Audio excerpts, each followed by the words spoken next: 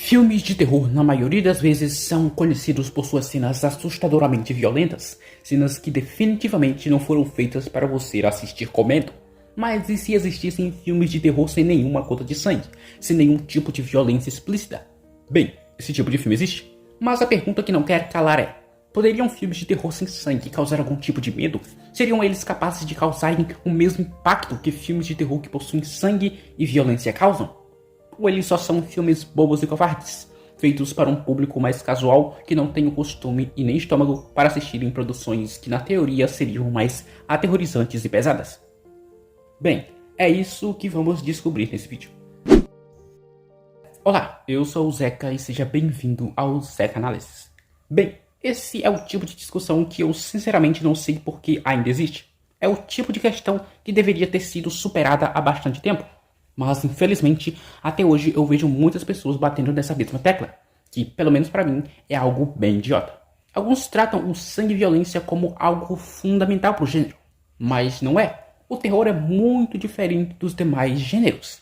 Na comédia, você precisa de piadas, pois não existe filme de comédia sem piadas, sejam elas faladas ou visuais. Na ação, não tem como fazer um filme de ação sem ação. É uma lógica bem óbvia. E o terror também tem uma lógica interna para o filme ser categorizado como terror. Mas definitivamente não é o sangue e a violência. Esse gênero consiste em te assustar, te aterrorizar. Como os filmes vão fazer isso? Existem inúmeras possibilidades. Um assassino, um fantasma, um animal, um inseto, uma situação extrema. Cada um desses e dos demais tipos de terror tem suas peculiaridades. E eu acho realmente muito sem sentido querer ditar elementos que não necessariamente são obrigatórios para um filme se encaixar em determinado gênero. Muitas outras coisas podem ser usadas para gerar o terror, além do sangue e da violência. Mas, obviamente, casos são casos. Muitas das vezes, produtores obrigam diretores a mudarem a abordagem, a sua visão criativa daquele projeto, limitando a violência do filme, para que ele consiga abranger o máximo de pessoas possíveis.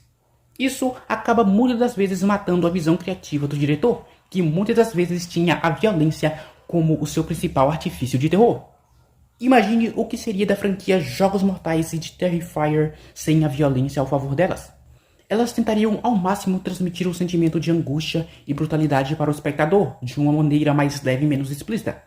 Mas provavelmente isso nem chegaria perto do resultado que felizmente recebemos no produto final. Esse tipo de limitação até pode aflorar mais a criatividade dos realizadores. Isso é fato, afinal, geralmente quando você é limitado, você procura saídas criativas para sugerir aquilo que não pode ser mostrado por completo. Mas esse tipo de limitação criativa não deveria jamais ser normalizada. O que realmente deveria ser normalizado e não condenado são filmes de terror que são leves simplesmente por quererem ser leves. Obras que desde o início de sua idealização foram pensadas como obras leves. Leve entre muitas aspas. Pois não ser violento graficamente não torna um filme automaticamente leve e menos assustador. E foi exatamente esse tipo de pensamento ultrapassado que me motivou a fazer esse vídeo. Na maioria das vezes as pessoas taxam filmes de terror com uma classificação indicativa mais baixa de preguiçosos, covardes, sem se perguntar: e se essa for a visão criativa da produção? Porque necessariamente filmes de terror precisam estar escorados em violência e linguagem pesada.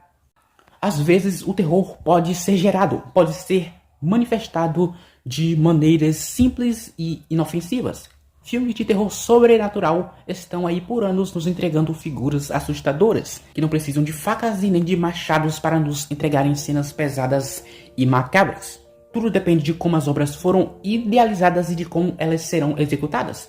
Elas foram feitas pensando em chocar o público com a violência de um assassino brutamonte, ou em verdadeiramente assustar o público com uma figura, com uma situação que não necessariamente seja sanguinária. Você pode gostar de uma abordagem e desgostar da outra. Tá tudo bem. Agora, separar todas as produções em dois grupos extremamente estereotipados, sem de fato ver, sem de fato entender a abordagem, torna a discussão em torno do filme de terror extremamente rasa.